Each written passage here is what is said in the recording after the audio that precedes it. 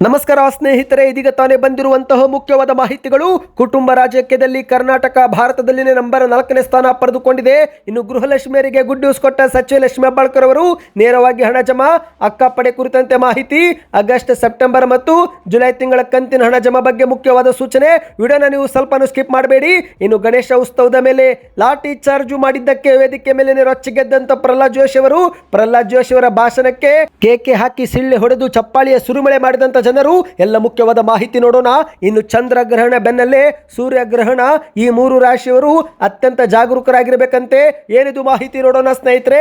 ಇನ್ನು ರಾಜ್ಯದ ರೈತರಿಗೆ ಗುಡ್ ನ್ಯೂಸ್ ಕೊಟ್ಟ ಮುಖ್ಯಮಂತ್ರಿಯವರು ಶೀಘ್ರವೇ ಹಣ ಜಮಾ, ಬೆಳೆ ಹಾನಿಗೊಳಗಾದ ರೈತರಿಗೆ ಮುಖ್ಯವಾದ ಸೂಚನೆ. ಮತ್ತೊಂದೆಡೆಯಲ್ಲಿ ರಾಜ್ಯಾದ್ಯಂತ ಶಾಲೆಗಳಿಗೆ ರಜೆ ಘೋಷಣೆ ಮಾಡಿದ ಸರ್ಕಾರ. 18 ದಿನಗಳ ಕಾಲ ಮತ್ತೆ ರಜೆ ಘೋಷಣೆ. ಏನಿದು ಮಾಹಿತಿ ಎಲ್ಲವನ್ನು ಕೂಡ ಡೀಟೇಲ್ ಆಗಿ ನೋಡೋಣ. ಅದಕ್ಕಿಂತ ಮೊದಲು ನೀವು ನಮ್ಮ ಚಾನಲ್ಗೆ ಮೊದಲು ಬಾರಿ ಭೇಟಿ ಕೊಡ್ತಾ ಇದ್ರೆ ದಯವಿಟ್ಟು ಸಬ್ಸ್ಕ್ರೈಬ್ ಆಗಿ, ಪಕ್ಕದಲ್ಲಿ ಗಂಟೆ ಕಾಣಿಸುತ್ತೆ ಅದು ಕೂಡ ಒತ್ತಿ. ಇದರಿಂದ ರಾಜ್ಯದ ಮುಖ್ಯವಾದ ಮಾಹಿತಿಗಳು ನಿಮಗೆ ಸಿಗುತ್ತವೆ. ವಿಡಿಯೋಗೆ ಲೈಕ್ ಮಾಡಿ ಸ್ನೇಹಿತರೆ, ವಿಡಿಯೋನ ಪೂರ್ತಿಯಾಗಿ ನೋಡಿ. ಬನ್ನಿ ಸ್ನೇಹಿತರೆ, ಎಲ್ಲ ಮುಖ್ಯವಾದ ಮಾಹಿತಿಗಳನ್ನು ಡೀಟೇಲ್ ಆಗಿ ನೋಡೋಣ. ಈಗ ಕುಟುಂಬ ರಾಜಕೀಯದಲ್ಲಿ ಕರ್ನಾಟಕ ದೇಶಕ್ಕೇನೆ ನಂಬರ್ 4ನೇ ಸ್ಥಾನ ಪಡೆದುಕೊಂಡಿರುವುದು ವರದಿಯಾಗಿದೆ. ಹೌದು, ಕುಟುಂಬ ರಾಜಕಾರಣಕ್ಕೆ ಬ್ರೇಕ್ ಹಾಕಬೇಕು ಎಂಬ ಕೂಗು ಹಲವು ವರ್ಷಗಳಿಂದ ಕೇಳಿ ಬರುತ್ತಿದೆ. ಆದರೂ ಕೂಡ ಕುಟುಂಬ ರಾಜಕೀಯ ಶೈಲಿ ಆಳವಾಗಿ ಬೇರೂರಿದೆ. ಹೌದು ಸ್ನೇಹಿತರೆ, ಇದೀಗ ದೇಶದ ಒಟ್ಟು ಸಂಸದ, ಶಾಸಕ, ವಿಧಾನ ಪರಿಷತ್ ಸದಸ್ಯರ ಪೈಕಿ 20% ಮಂದಿಗೆ ಕುಟುಂಬ ರಾಜಕಾರಣ ಹಿನ್ನೆಲೆ ಇರುವುದು ಬೆಳಕಿಗೆ ಬಂದಿದೆ. ಇಂತಹ ಜನಪ್ರತಿನಿಧಿಗಳ ಸಂಖ್ಯೆಯಲ್ಲಿ ಕರ್ನಾಟಕ 4ನೇ ಸ್ಥಾನ ಪಡೆದುಕೊಂಡಿದೆ. ಹೌದು, ರಾಷ್ಟ್ರೀಯ ಸರಾಸರಿಗಿಂತಲೂ ಕರ್ನಾಟಕದಲ್ಲಿ ಹೆಚ್ಚಿನ ಕುಟುಂಬ ರಾಜಕಾರಣವಿದೆ ಎಂದು ವರದಿಯಾಗಿದೆ ಸ್ನೇಹಿತರೆ. ಸಾಮಾನ್ಯವಾಗಿ ಕುಟುಂಬ ರಾಜಕಾರಣವೆಂದರೆ ಕಂಡುಬರುವುದು ತಮಿಳುನಾಡು. ಆದರೆ ಇದೀಗ ತಮಿಳುನಾಡು ಕರ್ನಾಟಕಕ್ಕಿಂತ ಕೆಳಗೆ ಅಂದರೆ 7ನೇ ಸ್ಥಾನದಲ್ಲಿದೆ ಸ್ನೇಹಿತರೆ. ಕರ್ನಾಟಕ 4ನೇ ಸ್ಥಾನ ಪಡೆದುಕೊಂಡಿದೆ. ಅಸೋಸಿಯೇಷನ್ ಫಾರ್ ಡೆಮೊಕ್ರಾಟಿಕ್ ರಿಫಾರ್ಮ್ಸ್ ಮತ್ತು ನ್ಯಾಷನಲ್ ಎಲೆಕ್ಷನ್ ವಾಚ್ ಎಂಬ ಸಂಸ್ಥೆ ಈ ಬಗ್ಗೆ ವರದಿ ಬಿಡುಗಡೆ ಮಾಡಿದೆ. ಪ್ರಸ್ತುತ ಭಾರತದಲ್ಲಿ 5204 ಸಂಸದರು, ಶಾಸಕರು ಮತ್ತು ವಿಧಾನ ಪರಿಷತ್ ಸದಸ್ಯರಲ್ಲಿ 20% ಜನರು ರಾಜಕೀಯ ಕೌಟುಂಬಿಕ ಹಿನ್ನೆಲೆ ಹೊಂದಿದವರು ಎಂದು ಹೇಳಲಾಗಿದೆ.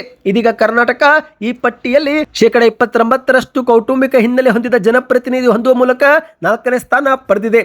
ಹೌದು ಸ್ನೇಹಿತರೆ, ಉತ್ತರ ಪ್ರದೇಶದಲ್ಲಿ 141 ಜನಪ್ರತಿನಿಧಿ ಹೊಂದುವ ಮೂಲಕ ಮೊದಲನೇ ಸ್ಥಾನ, ಮಹಾರಾಷ್ಟ್ರದಲ್ಲಿ 129 ಜನಪ್ರತಿನಿಧಿ ಹೊಂದುವ ಮೂಲಕ 2ನೇ ಸ್ಥಾನ, ಬಿಹಾರದಲ್ಲಿ 96 ಮಂದಿ ಕುಟುಂಬ ರಾಜಕಾರಣ ಹೊಂದುವ ಮೂಲಕ 3ನೇ ಸ್ಥಾನ ಮತ್ತು ಕರ್ನಾಟಕದಲ್ಲಿ 94 ಮಂದಿ ಕುಟುಂಬದ ನಂಟಿನೊಂದಿಗೆ 4ನೇ ಸ್ಥಾನ ಪಡೆದುಕೊಂಡಿರುವುದು ಬೆಳಕಿಗೆ ಬಂದಿದೆ. ಇದಕ್ಕೆ ನಿಮ್ಮ ಅನಿಸಿಕೆಯನ್ನು ಕಮೆಂಟ್ ಮಾಡಿ. ಇನ್ನು 2ನೇ ಮುಖ್ಯವಾದ ಮಾಹಿತಿಗೆ ಹೋಗೋಣ. ರಾಜ್ಯ ಕಾಂಗ್ರೆಸ್ ಸರ್ಕಾರ ಜಾರಿಗೆ ತಂದಿರುವಂತಹ ಪಂಚ ಗ್ಯಾರಂಟಿ ಯೋಜನೆಗಳಲ್ಲಿ ಗೃಹಲಕ್ಷ್ಮಿ ಯೋಜನೆಯು ಕೂಡ ಒಂದಾಗಿದ್ದು, ಇದೀಗ ಗೃಹಲಕ್ಷ್ಮಿ ಯೋಜನೆಯ ಆಗಸ್ಟ್ ಮತ್ತು ಸೆಪ್ಟೆಂಬರ್ ತಿಂಗಳ ಹಣ ಬಿಡುಗಡೆ ಕುರಿತಂತೆ ಸಚಿವ ಲಕ್ಷ್ಮೀ ಹೆಬ್ಬಾಳ್ಕರ್ ಅವರು ಮಾಹಿತಿ ಕೊಟ್ಟಿದ್ದಾರೆ. ಬೆಂಗಳೂರಲ್ಲಿ ಈ ಕುರಿತಂತೆ ಮಾತನಾಡಿದಂತ ಲಕ್ಷ್ಮೀ ಹೆಬ್ಬಾಳ್ಕರ್ ಅವರು ಇಲ್ಲಿಯವರೆಗೆ 21 ಕಂತುಗಳ ಗೃಹಲಕ್ಷ್ಮಿ ಯೋಜನೆ ಹಣವನ್ನು ಫಲಾನುಭವಿಗಳ ಖಾತೆಗೆ ಜಮೆ ಮಾಡಿದ್ದೇವೆ. ಸುಮಾರು 1,24,00,000 ಮಹಿಳೆಯರು ನಮ್ಮ ಯೋಜನೆಯ ಸದುಪಯೋಗ ಪಡೆದುಕೊಂಡಿದ್ದಾರೆ ಎಂದು ಹೇಳಿಕೆಯನ್ನು ಕೊಟ್ಟಿದ್ದಾರೆ. ಈಗ ಅದರಂತೆ ಆಗಸ್ಟ್ ಮತ್ತು ಸೆಪ್ಟೆಂಬರ್ ತಿಂಗಳ ಹಣವನ್ನು ಕೂಡ ಶೀಘ್ರವೇ ಬಿಡುಗಡೆ ಮಾಡುತ್ತೇವೆ ಎಂದು ಲಕ್ಷ್ಮೀ ಹೆಬ್ಬಾಳ್ಕರ್ ಅವರು ಮಾಹಿತಿ ಕೊಟ್ಟಿದ್ದಾರೆ. ಇದೇ ವೇಳೆ ಅಕ್ಕಪಡೆ ಕುರಿತಂತೆಯೂ ಕೂಡ ಮಾಹಿತಿ ಕೊಟ್ಟಿದ್ದಾರೆ. ಹೌದು ಸ್ನೇಹಿತರೆ, ರಾಜ್ಯದಲ್ಲಿ ಮಹಿಳೆಯರು ಮತ್ತು ಮಕ್ಕಳ ಸುರಕ್ಷೆಗಾಗಿ ಶೀಘ್ರವೇ ಅಕ್ಕಪಡೆ ರಚನೆ ಮಾಡುತ್ತೇವೆ. ಇದು ವ್ಯವಸ್ಥಿತವಾಗಿ ಮಕ್ಕಳು, ಮಹಿಳೆಯರು ಮತ್ತು ವೃದ್ಧರಿಗೆ ಸ್ಪಂದಿಸಲಿದೆ ಎಂದು ಹೇಳಿಕೆಯನ್ನು ಕೊಟ್ಟಿದ್ದಾರೆ. ಮಹಿಳಾ ಪೊಲೀಸರು, NCC ತರಬೇತಿ ಪಡೆದವರು ಈ ತಂಡದಲ್ಲಿ ಇರುತ್ತಾರೆ. ಪ್ರತಿ ತಾಲೂಕಿಗೆ 1 ಅಕ್ಕಪಡೆ ಇರುತ್ತೆ. ಈ ಒಂದು ಅಕ್ಕಪಡೆಯಲ್ಲಿ ತರಬೇತಿ ಮತ್ತು ಶಸ್ತ್ರ ವ್ಯವಸ್ಥೆ ಇದಕ್ಕೆ ಮಾಡುತ್ತೇವೆ. ಬಸ್ ನಿಲ್ದಾಣ, ಜಾತ್ರೆ ಪರಿಸರದಲ್ಲಿ ಹೆಲ್ಪ್ ಲೈನ್ ಕೂಡ ಹಾಕುತ್ತೇವೆ. 3 ತಿಂಗಳಲ್ಲಿ ಅಕ್ಕಪಡೆ ಸಜ್ಜುಗೊಳ್ಳಲಿದೆ ಎಂದು ಹೇಳಿಕೆಯನ್ನು ಕೊಟ್ಟಿದ್ದಾರೆ. ಪ್ರತಿ ಮನೆಗಳಲ್ಲಿ ಆಗುವಂತಹ ದೌರ್ಜನ್ಯಕ್ಕೆ ಕಡಿವಾಣ ಹಾಕಬೇಕು.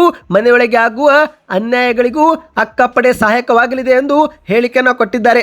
ಇದೇ ವೇಳೆ ಮತ್ತೆ ಮುಂದುವರೆದು ಗೃಹಲಕ್ಷ್ಮಿ ಯೋಜನೆ ಕುರಿತಂತೆ ಮಾತನಾಡಿದಂತ ಲಕ್ಷ್ಮೀ ಹೆಬ್ಬಾಳ್ಕರ್ ಅವರು ಇತ್ತೀಚೆಗೆ GST ಮತ್ತು ಆದಾಯ ತೆರಿಗೆ ಕಾರಣಕ್ಕೆ 2 ಲಕ್ಷ ಫಲಾನುಭವಿಗಳು ಈ ಒಂದು ಯೋಜನೆಯಿಂದ ಹೊರಗುಳಿದಿದ್ರು. ಈಗ ಆ ಪೈಕಿ 50,000 ಮಹಿಳೆಯರಿಗೆ ಆಗಿದ್ದಂತ GST ಸಮಸ್ಯೆ ಸರಿಪಡಿಸಲಾಗಿದ್ದು, ಉಳಿದ 1.5 ಲಕ್ಷ ಮಹಿಳೆಯರಿಗೆ ಇರುವ GST IT ಟ್ಯಾಕ್ಸ್ ಸಮಸ್ಯೆ ಸರಿಪಡಿಸಿ ಅವರಿಗೂ ಕೂಡ ಹಣ ಹಾಕುತ್ತೇವೆ ಎಂದು ಹೇಳಿಕೆಯನ್ನು ಕೊಟ್ಟಿದ್ದಾರೆ. ನೀವು ಕೂಡ ಗೃಹಲಕ್ಷ್ಮಿ ಯೋಜನೆ ಹಣ ಪಡೆದುಕೊಳ್ಳುತ್ತಿದ್ರೆ ಕಮೆಂಟ್ ನಲ್ಲಿ ಇಲ್ಲಿಯವರೆಗೆ ಎಷ್ಟು ಕಂತು ಜಮಾ ಆಗಿದೆ ಕಮೆಂಟ್ ಮಾಡಿ. ಈಗ ಇದೇ ಮಧ್ಯೆ ಮತ್ತೊಂದು ಶಾಕಿಂಗ್ ಸುದ್ದಿ ಬಂದಿದೆ. ಗಣೇಶ ಉತ್ಸವದ ಮೇಲೆ ಲಾಠಿ ಚಾರ್ಜ್ ಮಾಡಿದ್ದಕ್ಕೆ ವೇದಿಕೆ ಮೇಲೇನೆ ಪ್ರಹ್ಲಾದ್ ಜೋಶಿ ಅವರು ರೊಚ್ಚಿಗೆದ್ದಿದ್ದಾರೆ. ಹೌದು ಸ್ನೇಹಿತರೆ, ಧಾರವಾಡದ ನರೇಂದ್ರ ಗ್ರಾಮದಲ್ಲಿ ಗಣೇಶ ವಿಸರ್ಜನೆ ವೇಳೆ ಲಾಠಿ ಚಾರ್ಜ್ ಮಾಡಲಾಗಿದ್ದು, ಈ ಕುರಿತಂತೆ ಧಾರವಾಡದ ಗ್ರಾಮೀಣ ಇನ್ಸ್ಪೆಕ್ಟರ್ ಅನ್ನು ಅಮಾನತುಗೊಳಿಸಬೇಕು ಎಂದು ಕೇಂದ್ರದ ಸಚಿವ ಪ್ರಹ್ಲಾದ್ ಜೋಶಿ ಅವರು ಒತ್ತಾಯ ಮಾಡಿದ್ದಾರೆ. ಅಷ್ಟು ಮಾತ್ರವಲ್ಲ ಸ್ನೇಹಿತರೆ, ವೇದಿಕೆಯಲ್ಲಿ ಮಾತನಾಡುತ್ತಿರುವಾಗಲೇ ರೊಚ್ಚಿಗೂ ಕೂಡ ಎದ್ದಿದ್ದಾರೆ. ಯಾರನ್ನ ಕೇಳಿ ನೀವು ಲಾಠಿ ಚಾರ್ಜ್ ಮಾಡಿದ್ರಿ? ಗಲಾಟಿಲ್ಲದೆ ಸುಖ ಸುಮ್ಮನೆ ಲಾಠಿ ಚಾರ್ಜ್ ಮಾಡಲು ನಿಮಗೆ ಅನುಮತಿ ಕೊಟ್ಟವರಾದರೂ ಯಾರು ಎಂದು ಪೊಲೀಸರ ವಿರುದ್ಧ ತೀವ್ರವಾಗಿ ಹರಿಯದಿದ್ದಾರೆ. ಬನ್ನಿ ಎಲ್ಲರೂ SP ಆಫೀಸ್ ಮುಂದೆ ಹೋಗಿ ಪ್ರತಿಭಟನೆ ಮಾಡೋಣ ಎಂದು ಕರೆ ಕೊಟ್ಟಂತ ಪ್ರಹ್ಲಾದ್ ಜೋಶಿ ಅವರು ಪೊಲೀಸ್ ಅಧಿಕಾರಿಗಳನ್ನು ಕೂಡ ಜನರ ಮುಂದೆನೇ ತರಾಟೆಗೆ ತೆಗೆದುಕೊಂಡಿದ್ದಾರೆ. ಮೈಕ್ನಲ್ಲಿ ಮಾತನಾಡುತ್ತಿರುವಾಗಲೇ ಸಿಟ್ಟಿಗೆದ್ದಂತ ಪ್ರಹ್ಲಾದ್ ಜೋಶಿ ಅವರು ಮೈಕನ್ನು ಜೋರಾಗಿ ಕೆಳಗೆಸೆದು ಪ್ರತಿಭಟನೆಗೆ ಕರೆ ಕೊಟ್ಟಿದ್ದಾರೆ. ಇದೇ ನಡುವೆ ಜನರು ಕೂಡ ಕೇಕೆ ಹಾಕಿ ಸಿಳ್ಳೆ ಹೊಡೆದು ಚಪ್ಪಾಳೆ ಬಾರಿಸಿ ಹುರಿದುಂಬಿಸಿದ್ದಾರೆ ಸ್ನೇಹಿತರೆ. ಹೌದು, ಮಾಧ್ಯಮಗಳ ಮುಂದೆ ಮಾತನಾಡಿದಂತ ಪ್ರಹ್ಲಾದ್ ಜೋಶಿ ಅವರು ಯಾವುದೇ ಗಲಾಟಿಲ್ಲದೆ ಲಾಠಿ ಚಾರ್ಜ್ ಆಗಿರುವ ಘಟನೆ ಇದೇ ಮೊದಲ ಬಾರಿಗೆ ನಡೆದಿದೆ. 35 ರಾಜಕೀಯ ವರ್ಷದಲ್ಲಿ ಇಂತಹ ಘಟನೆ ನಾನು ನೋಡಿಲ್ಲ. ನಾನು ಸಂಸದನಾಗಿ 25 ವರ್ಷವಾಗಿದೆ. ಈ ಒಂದು ಹಿಂದೆ ರಾಷ್ಟ್ರಧ್ವಜ ಹೋರಾಟ ಮಾಡಿದ್ದೇನೆ. ಆ ಸಮಯದಲ್ಲೂ ಕೂಡ ಸರ್ಕಾರ ಪೊಲೀಸರ ತಪ್ಪಿನಿಂದ ಇದೇ ರೀತಿ ಲಾಠಿ ಚಾರ್ಜ್ ಮಾಡಿತ್ತು. ನರೇಂದ್ರ ಗ್ರಾಮದಲ್ಲಿ ಈಗ ಮತ್ತೊಮ್ಮೆ ಲಾಠಿ ಚಾರ್ಜ್ ಆಗಿದೆ. ಈ ಬಾರಿ ಯಾವುದೇ ಕಾರಣ ಇಲ್ಲವಾದರೂ ಇದ್ದಕ್ಕಿದ್ದಂಗೆ ಬಂದು ಲಾಠಿ ಚಾರ್ಜ್ ಮಾಡಲಾಗಿದೆ. ಇಬ್ಬರು ಪೇದೆಗಳಿಂದ ಗಣೇಶೋತ್ಸವದ ಮೇಲೆ ಪಾಲ್ಗೊಂಡಿದ್ದಂತ ಭಕ್ತರ ಮೇಲೆ ತೀವ್ರ ಲಾಠಿ ಚಾರ್ಜ್ ಮಾಡಲಾಗಿದ್ದು ಸಣ್ಣ ಸಣ್ಣ LKG ಮತ್ತು UKG ಮಕ್ಕಳಿಗೂ ಕೂಡ ಹೊಡೆದಿದ್ದಾರೆ ಎಂದು ಪ್ರಹ್ಲಾದ್ ಜೋಶಿ ಅವರು ಕಿಡಿಕಾರಿದ್ದಾರೆ. ಈಗ ಮತ್ತೊಂದು ಮುಖ್ಯವಾದ ಮಾಹಿತಿಗೆ ಹೋಗೋಣ. ಇತ್ತೀಚೆಗಷ್ಟೇ ಈ ಒಂದು ವರ್ಷದ 2ನೇ ಮತ್ತು ಕೊನೆ ಚಂದ್ರಗ್ರಹಣವನ್ನ ನಾವೆಲ್ಲರೂ ನೋಡಿದ್ದೇವೆ. ಇದೀಗ ಸೂರ್ಯಗ್ರಹಣದ ಸಮಯವೂ ಕೂಡ ಬರ್ತಾ ಇದೆ. ಹೌದು ಸ್ನೇಹಿತರೆ, ಜ್ಯೋತಿಷ್ಯದಲ್ಲಿ ಗ್ರಹಣ ಘಟನೆಗಳು ಪ್ರಮುಖ ಪಾತ್ರವನ್ನು ವಹಿಸುತ್ತವೆ. ಸೆಪ್ಟೆಂಬರ್ 7ರಂದು ಚಂದ್ರಗ್ರಹಣ ಸಂಭವಿಸಿತು. ಈಗ ಅದರಂತೆ ಸೂರ್ಯಗ್ರಹಣವೂ ಕೂಡ ಇದೇ ಒಂದು ಸೆಪ್ಟೆಂಬರ್ ತಿಂಗಳು ಮುಗಿಯುವುದರ ಮೊದಲನೇ ಸಂಭವಿಸಲಿದೆ. ಹೌದು, ಈ ವರ್ಷದ 2ನೆಯ ಸೂರ್ಯಗ್ರಹಣ ಇದಾಗಲಿದ್ದು ಪಿತೃಪಕ್ಷದ ಅಮಾವಾಸ್ಯೆ ದಿನ ಅಂದರೆ ಸೆಪ್ಟೆಂಬರ್ 21ರಂದು ಸೂರ್ಯಗ್ರಹಣ ಸಂಭವಿಸಲಿದೆ. ಆಧ್ಯಾತ್ಮಿಕವಾಗಿ ಗ್ರಹಣಗಳು ದುರದೃಷ್ಟಕರ ಘಟನೆ ಎಂದು ಕೂಡ ನಂಬಲಾಗುತ್ತೆ. ಸೂರ್ಯ ಮತ್ತು ಭೂಮಿಯ ನಡುವೆ ಚಂದ್ರನು ನೇರ ರೇಖೆಯಲ್ಲಿ ಬಂದಾಗ ಸೂರ್ಯಗ್ರಹಣ ಸಂಭವಿಸುತ್ತದೆ. ಈ ಒಂದು ಸೂರ್ಯಗ್ರಹಣದ ಪರಿಣಾಮ ಈಗ ಕೆಲವು ರಾಶಿಗಳಿಗೆ ಅಶುಭ ಎಂದು ಹೇಳಲಾಗುತ್ತಿದೆ. ಹೌದು ಸ್ನೇಹಿತರೆ, ಈ ಬಾರಿಯ ಸೂರ್ಯಗ್ರಹಣದಿಂದ ಈ 3 ರಾಶಿಗಳ ಜನರು 6 ತಿಂಗಳುಗಳ ಕಾಲ ಸಮಸ್ಯೆ ಎದುರಿಸಬೇಕಾಗುತ್ತೆ ಎಂದು ಜ್ಯೋತಿಷ್ಯಗಳು ಎಚ್ಚರಿಸಿದ್ದಾರೆ. ಹೌದು, ಯಾವುದಪ್ಪ 3 ರಾಶಿ ಎನ್ನುವುದನ್ನು ನೋಡುವುದಾದರೆ ಮೊದಲನೇದಾಗಿ ಮಿಥುನ ರಾಶಿ, 2ನೇದಾಗಿ ಕನ್ಯಾ ರಾಶಿ, 3ನೇದಾಗಿ ಧನು ರಾಶಿ. ಈ 3 ರಾಶಿಯವರಿಗೆ ಸೂರ್ಯಗ್ರಹಣ ಅಶುಭ ಬೀರಲಿದೆ ಎಂದು ಹೇಳಲಾಗಿದೆ. ಸ್ನೇಹಿತರೆ, ಆರೋಗ್ಯ ಸಮಸ್ಯೆ ಬಗ್ಗೆಯೂ ಕೂಡ ಹೆಚ್ಚು ಗಮನ ವಹಿಸಬೇಕು ಎಂದು ಹೇಳಲಾಗಿದೆ. ಯಾವುದೇ ನಿರ್ಲಕ್ಷ್ಯವನ್ನ ಯಾವುದೇ ವಿಷಯದಲ್ಲೂ ಕೂಡ ವಹಿಸಬೇಡಿ. ಹೌದು, ದೊಡ್ಡ ದೊಡ್ಡ ನಿರ್ಧಾರವನ್ನು ಕೂಡ ತೆಗೆದುಕೊಳ್ಳಬೇಡಿ ಸ್ನೇಹಿತರೆ. 6 ತಿಂಗಳುಗಳ ಕಾಲ ಜಾಗರೂಕರಾಗಿರಬೇಕು ಎಂದು ಜ್ಯೋತಿಷ್ಯಗಳು ಎಚ್ಚರವನ್ನ ಕೊಟ್ಟಿದ್ದಾರೆ. ನೀವು ಕೂಡ ಏನಾದರೂ ಮಿಥುನ, ಕನ್ಯಾ ಅಥವಾ ಧನು ರಾಶಿಯವರಾಗಿದ್ದರೆ ಕಮೆಂಟ್ನಲ್ಲಿ ಎಸ್ ಎಂದು ಕಮೆಂಟ್ ಮಾಡಿ, ಅಥವಾ ಬೇರೆ ರಾಶಿಯವರಾಗಿದ್ದರೆ ಯಾವ ರಾಶಿ ಎಂಬುದನ್ನು ಕಮೆಂಟ್ ಮಾಡಿ. ಈಗ ಮತ್ತೊಂದು ಮುಖ್ಯವಾದ ಮಾಹಿತಿ, ನೀವು ಕೂಡ ರೈತರಾಗಿದ್ದರೆ ಕಮೆಂಟ್ನಲ್ಲಿ ಗುಡ್ ನ್ಯೂಸ್ ಎಂದು ಕಮೆಂಟ್ ಮಾಡಿ. ಹೌದು, ಮುಖ್ಯಮಂತ್ರಿ ಸಿದ್ದರಾಮಯ್ಯನವರು ಬೆಳೆ ಹಾನಿಗೆ ಪರಿಹಾರ ನೀಡುವ ಕುರಿತಂತೆ ಘೋಷಣೆ ಮಾಡಿದ್ದಾರೆ. ಈ ಒಂದು ವರ್ಷ ಸುಮಾರು 82 ಲಕ್ಷ ಹೆಕ್ಟೇರ್ ಪ್ರದೇಶದಲ್ಲಿ ಬಿತ್ತನೆ ಮಾಡಲಾಗಿದ್ದು ಕಳೆದ ವರ್ಷಕ್ಕಿಂತ ಈ ಬಾರಿ ವರ್ಷದ ಬಿತ್ತನೆ ಹೆಚ್ಚಾಗಿದೆ ಎಂದು ಸಿಎಂ ಸಿದ್ದರಾಮಯ್ಯನವರು ಮಂಡ್ಯ ಜಿಲ್ಲೆಯಲ್ಲಿ ಹೇಳಿಕೆಯನ್ನು ಕೊಟ್ಟಿದ್ದಾರೆ. ಹೌದು, ಮಂಡ್ಯ ಜಿಲ್ಲೆಯ ಮಳವಳ್ಳಿ ತಾಲೂಕಿನಲ್ಲಿ ಆಯೋಜನೆ ಮಾಡಲಾಗಿದ್ದಂಥ ಗಗನಚುಕ್ಕಿ ಜಲಪಾತೋತ್ಸವ 2025 ಎಂಬ ಕಾರ್ಯಕ್ರಮದಲ್ಲಿ ಪಾಲ್ಗೊಂಡು ಮಾತನಾಡಿದ್ದಾರೆ. ರಾಜ್ಯದ ಸುಮಾರು 5 ಲಕ್ಷಕ್ಕೂ ಹೆಚ್ಚು ಹೆಕ್ಟೇರ್ ಪ್ರದೇಶದಲ್ಲಿ ಮಳೆಯಿಂದ ಬೆಳೆ ಹಾನಿಯಾಗಿದ್ದು ಆ ಎಲ್ಲ ರೈತರಿಗೂ ಪರಿಹಾರ ಕೊಡುತ್ತೇವೆ ಎಂದು ಮುಖ್ಯಮಂತ್ರಿಯವರು ಹೇಳಿದ್ದಾರೆ. ಈಗಾಗಲೇ ಸರ್ಕಾರ ಮಳೆಯಿಂದ ಪ್ರಾಣ ಕಳೆದುಕೊಂಡವರ ಕುಟುಂಬಗಳಿಗೆ, ಜಾನುವಾರುಗಳ ಪ್ರಾಣಿ ಹಾನಿಯಾದಂಥ ಕುಟುಂಬಗಳಿಗೆ ಮತ್ತು ಮನೆಗಳನ್ನು ಕಳೆದುಕೊಂಡಂಥವರಿಗೆ ಜಿಲ್ಲಾಡಳಿತದಿಂದ ಪರಿಹಾರ ಕೊಟ್ಟಿದೆ. ಇತ್ತೀಚೆಗಷ್ಟೇ ಜಿಲ್ಲಾಧಿಕಾರಿಗಳೊಂದಿಗೆ ಸಭೆ ಮಾಡಿ ಇನ್ನು 10 ದಿನಗಳಲ್ಲಿ ಜಂಟಿ ಸಮೀಕ್ಷೆ ನಡೆಸಿ ಸರ್ಕಾರಕ್ಕೆ ವರದಿ ನೀಡುವಂತೆ ಜಿಲ್ಲಾಧಿಕಾರಿಗಳಿಗೆ ಮತ್ತು ಜಿಲ್ಲಾ ಪಂಚಾಯತ್ ಮುಖ್ಯ ಕಾರ್ಯನಿರ್ವಾಹಕ ಅಧಿಕಾರಿಗಳಿಗೆ ಸೂಚನೆ ಕೊಟ್ಟಿದ್ದೇವೆ. ಆ ಒಂದು ವರದಿ ಬರಲಿ, ವರದಿ ಆಧರಿಸಿ ಆದಷ್ಟು ಬೇಗನೆ ರೈತರಿಗೆ ಬೆಳೆ ಪರಿಹಾರ ಹಣವೂ ಕೂಡ ಕೊಡುತ್ತೇವೆ ಎಂದು ಮುಖ್ಯಮಂತ್ರಿಯವರು ಹೇಳಿದ್ದಾರೆ. ನಮ್ಮ ಸರ್ಕಾರದಲ್ಲಿ ಪರಿಹಾರದ ಹಣ ನೀಡಲು ಯಾವುದೇ ಹಣದ ಕೊರತೆ ಇಲ್ಲ. ಆದರೂ ಕೂಡ ಗ್ಯಾರಂಟಿ ಯೋಜನೆಗಳಿಂದ ಸರ್ಕಾರದಲ್ಲಿ ದುಡ್ಡಿಲ್ಲ, ಅಭಿವೃದ್ಧಿ ಕಾರ್ಯಗಳು ನಡೆಯುತ್ತಿಲ್ಲ ಎಂದು ವಿರೋಧ ಪಕ್ಷದವರು ಸುಳ್ಳು ಪ್ರಚಾರ ಮಾಡುತ್ತಿದ್ದಾರೆ. ಇಂದು ಕಾಂಗ್ರೆಸ್ನ ಗ್ಯಾರಂಟಿ ಯೋಜನೆಗಳಿಗಾಗಿ 99,000 ಕೋಟಿ ರೂಪಾಯಿ ಹಣವನ್ನು ನಾವು ಖರ್ಚು ಮಾಡಿದ್ದು ಶೀಘ್ರದಲ್ಲೇ 1 ಲಕ್ಷ ಕೋಟಿ ರೂಪಾಯಿ ಅದು ಮುಟ್ಟುತ್ತದೆ.